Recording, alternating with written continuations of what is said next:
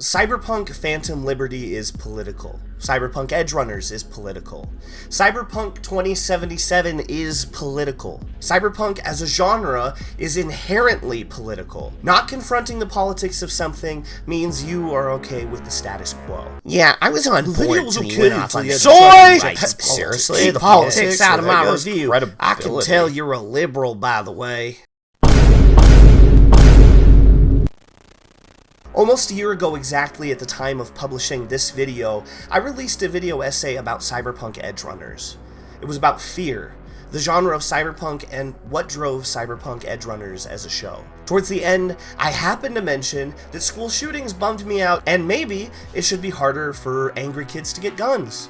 And people absolutely lost it in the comments. Yeah, dead kids make me sad. Wow, I guess I'm a leftist. Oh, most of the angry comments boiled down to, keep politics out of my reviews.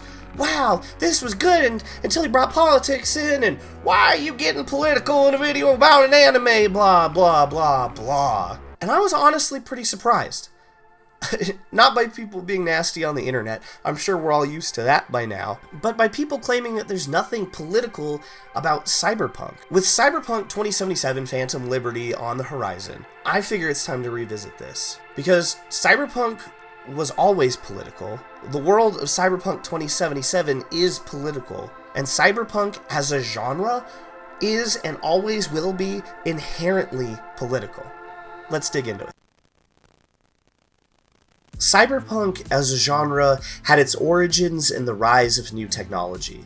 The fear of that technology being exploited for profit and for power, and power is the heart of the political.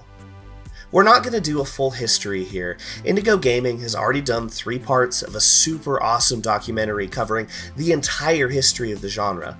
There's a link in the description if you want to watch those. I highly recommend them. But let's at least look at some of the seminal works here really quick. Philip K. Dick's 1968 novel Do Androids Dream of Electric Sheep, which was later made into Blade Runner, is one of the first things that many people think of when thinking about the history of cyberpunk. Set in a dystopian, post-economic apocalyptic future, it centers around the potential ethical and moral problems with cybernetic AI in a world run by corporations, fraught by economic disparity, societal collapse, and the question of what truly makes someone human.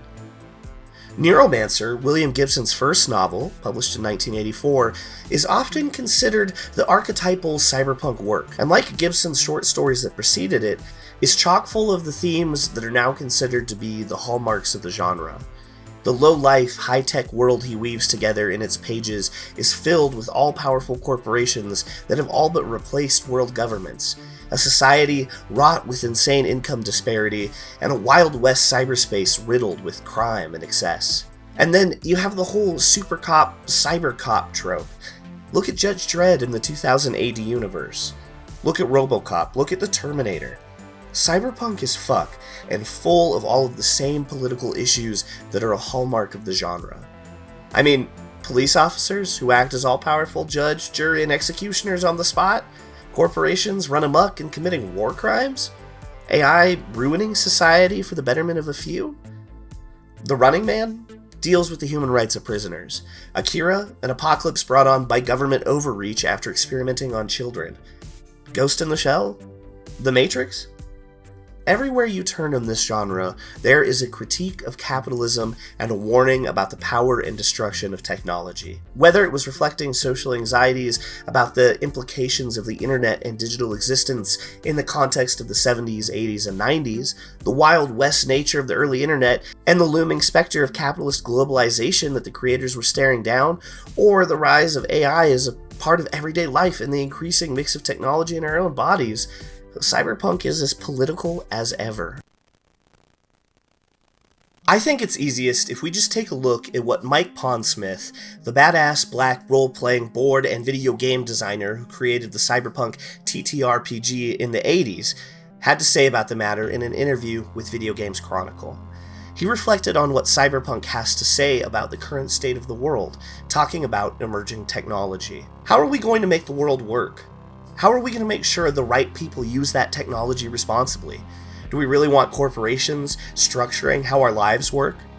Right now, we have corporations that follow us everywhere. It's important for us to think where we're going with this capability. The VGC interviewer asked him whether media should ask those kinds of questions in the audience. Oh yeah. Somebody asked me a while back if Cyberpunk was political, and I said inherently it's always political. It's not politics in terms of right or left, or even conservative versus liberal. Everything is political. Human beings are political. First we got food, then we got prostitution, then we got politics. And we might have gotten politics before prostitution, but I'm not sure. If the designer who made the universe that includes Cyberpunk felt that strongly about the role of media and art and social criticism, you can bet this newest venture into that universe is political. And the new iterations set there did not come to be without controversy. Look, I love Cyberpunk 2077. I've played it off and on since day one, and sometimes the game feels like it was made especially for me. I adore this style of RPG, and setting it in a genre that I love so much has made for an incredible gameplay experience. I am so excited for Phantom Liberty. That love for the game does not make it immune from criticism. Knowing the flaws in something you love is how you know you're a real fan. Limiting yourself to superficial levels of fandom cheats yourself of a deeper understanding and cheats the maker of that media from the opportunity to grow. Cyberpunk has a complicated track record, to say the least, with Orientalism. George Yang put it simply in this article from Wired. The origins of the cyberpunk genre involve Western anxieties about the East. Techno-Orientalism is the use of Asian aesthetics in cyberpunk, futuristic, and dystopian settings. There is a long and deep Euro-American tradition of using Asian symbolism, such as neon signs with Japanese and Chinese lettering, to express those feelings about what the future holds, including globalization and the threat of a takeover of the East. Yang's article is a great place to start when working your way through this. I'll link to it in the description, since he does a much better job than I possibly ever could in this video. Basically, there's a lot of elements present in cyberpunk as a genre that are rooted in some pretty f***ed up, harmful ideas surrounding Asianness. It's easy to fall into these conventions when modern creators approach cyberpunk media without even realizing it, I'm sure, and Cyberpunk 2077 isn't an exception. Beyond the stereotyping and fetishizing, this game had massive problems at launch.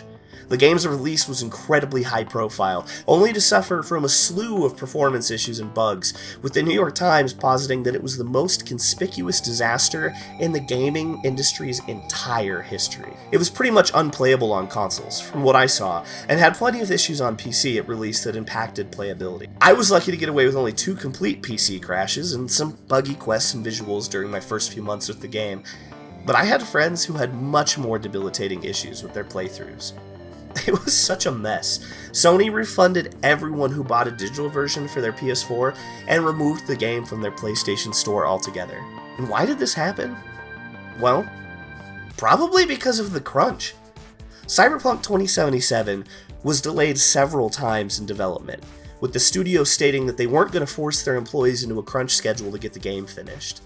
This was at peak of crunch in the video game industry being highlighted in the news, with reports of some game companies forcing their employees to work incredibly unhealthy hours to finish these massive AAA games. Then it came out that they had reneged on those promises and were forcing their employees to work mandatory 6-day weeks with ridiculous hours, experiencing the cruelty that CD Projekt Red had been promising in the media for months on end not to subject them to. Sure, it's likely CD Projekt Red had never intended for it to go that far, and they claim that their employees were compensated well for having to go through that, but still, Big Corp forcing their employees into unsafe working conditions to ensure profit after they set some impossible production goals? That's politics, baby! And that wasn't the only controversy surrounding the game's rollout. They were criticized heavily for their portrayal of trans people and for weird transphobic comments that came from Twitter accounts associated with the game. In 2018, CDPR's official game Twitter account replied to a fan's request for more game content with, "Did you just assume their gender?" While on the surface, this could look like an innocent question more often than not, the phrase, "did you just assume their gender?" functions as a coded signal employed by certain groups of asshats to ridicule and belittle transgender people. CDPR's appropriation of this meme understandably raised eyebrows and caused major disappointment among a significant portion of the gaming community. Then, just like a month later, CDPR's subsidiary, GOG, faced backlash for appropriating the trans unity hashtag won't be erased on Twitter as a promotional vehicle for their games. In 2019, CDPR released screenshots of the game featuring the now famous Mix It Up image, used in a series of in-game advertisements for a soft drink called Chromanticore that contains 16 flavors you'd love to mix. The ad copy tells you to mix it up, referencing the transgender model displayed in a very revealing outfit where their genitals are very highlighted. Many folks in the community felt it was exploiting and fetishizing gender and the very real struggle of gender dysphoria. Charlie Hall interviewed the artist behind the image, Kazia Redisic, who is one of the art directors on 2077. They said that the world of Cyberpunk 2077 includes many people who are gender non-conforming, some who enjoy showing off their bodies in public. They are a demographic group with significant purchasing power, and so megacorporations use their likeness to sell soft drinks. It's supposed to be a play on the same sort of hypersexualized advertising that modern companies use to sell products today, just brought in line with the kind of future CD Projekt Red wants to portray. In the year 2077, especially with how much body modifications are available, I think people just mix and match however they want, however they feel, Redisic said. And even society is more open to different kinds of relationships. This is not to say that the player should see this kind of advertising as good. They said that it was designed to feel jarring and overly aggressive, like all the other ads in the game, but not because of the femme-presenting trans model.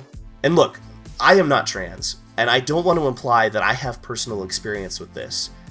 I've heard from people who are trans that the artist's response felt dismissive. It does seem dangerously close to conflating being trans and gender non-conforming with sexuality, which is something a lot of bigots do to try and demonize trans people. To some, it feels like that ad for the game is nodding along with those who insist that being trans and being hypersexual are the same, reducing the entirety of gender down to genitals. Now, that said, it seems like this artist didn't approach the game's portrayal of body modification with harmful intent. They wanted to make an anti-capitalist statement through their art. They're trying to say something, make something impactful and meaningful. But that gets lost in the grind as 1,000 different perspectives try to manipulate that art into something marketable and titillating. This huge AAA game is being made by tons of passionate, wonderful people who want to use their art to say something about the status quo, about the fears that are permeating our society, about trying to make the world a better place, and pouring all of that into a game that's genre is inherently anti-corporation. CD Projekt Red is a big corporation. Their goal is to make money, full stop. The individuals comprising their teams are wonderful artists who want to make something great, but at the end of the day, they have to eat, and CDPR is in control of that. All of the controversies related to this game in particular kind of lead back to that, you know? How is all of that not political? And again, it's not right or left, it's about existing as human. Cyberpunk and all art will always be political. And with the issues we're facing in society today, I think we will continue to see some incredible politically charged art reflecting on our anxieties around technology. I mean, we are living in the world a lot of the cyberpunk greats of the past wrote about right now, facing down the fears that tinged a lot of their writing. AI is a very real issue right now. Some might even say a threat, with the US government actively researching whether or not they need to look into regulating it. Now, we're not facing down vicious AI killers or giant war machines with Austrian accents, but we're being subjected to a flood of technology that's harvesting individuals' creative works to help talentless crypto bros and evil executives alike chase the eternal specter of increased profit. Let's be clear, this is theft, and people are in danger of losing their livelihoods. Even Adobe's royalty-free AI is looking like it has training on copyrighted material, which could prove to be quite a debacle. At the time of writing the script, we're still in the midst of the SAG-AFTRA strike. where the folks that write the media we spend all day consuming are fighting for fair pay, and these executives are refusing to give up less than 1% of their profit to make sure the writers can eat. They've suggested replacing them with AI, and we're finding out that these corps have been trying to sneak in verbiage in actor contracts for small-time actors where they'd be allowed to scan them and then use their likeness with AI for perpetuity without further compensating them. How f***ing disgusting is that? It's the cyberpunk novels we grew up reading come to life. People fighting these corporations for enough money just to feed their families, facing down the specter of being replaced by an artificial intelligence. Also, just an aside, I work in digital marketing for my day job, and I'm pretty dang familiar with all the AI algorithms on the market right now, and if they really think they can replace television writers with these, shows are going to get so bad. Like so bad. Holy shit. I believe AI has the potential to be an incredible tool, but it should automate the tedious parts of life, not take away the beautiful parts. Why in the would you want to automate the good parts of life? And it's not even just AI. We're living in a world where the battle between humanity and capitalism is coming to a head. Look at the incredible crunch workers are having to go through to create the giant AAA games we all play. The incredible amount of money spent to try to rescue some dumb billionaires from their hubris, while people searching for a better life were left to drown a few miles away. Amazon workers are peeing in bottles, regular people are being priced out of being able to even exist, companies are trying to get rid of as many of us as possible while forcing at-home workers back into the office environment. We are living in the human versus capitalism nightmare so often featured in cyberpunk media. Look, I don't think you can really, truly separate the idea of politics from art in general. Like Mike Pondsmith said, humans are political. It's not always in terms of right or left. Writers will always be putting themselves in their work, using it to explore what it means to be human, exploring their fears about the future and their existence. The stories told through the lens of cyberpunk have evolved over time because our technology and the way we live has evolved. That said, there's something deeply familiar in even dated cyberpunk properties. Our relationships with technology and our distrust towards technology resonate across decades. Recognizing the promise and the threat of tech and the future is timeless, and it's a struggle we have had probably going back to the first people who discovered you can make a deadly weapon by flaking stone in a certain way. At the end of the day, if you were able to consume a creative property and not consider the political implications of it, that might be a sign that you have been afforded enough privilege in society to not have to grapple with the ways a system exploits and oppresses you. Not confronting the politics of something means you probably benefit from the status quo. There is nothing wrong with enjoying a fun sci-fi RPG or a heart-rending anime. We're human. We need media to escape into, to inspire us, to entertain us. Without art, we are nothing. We make art because it helps us look back at the experience of being a human and examine it. But if you don't think art is political, what do you think art is?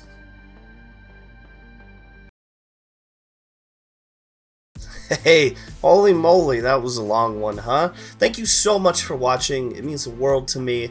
If you're made it this far and you're not subscribed yet, maybe think about hitting that subscribe button. Huh?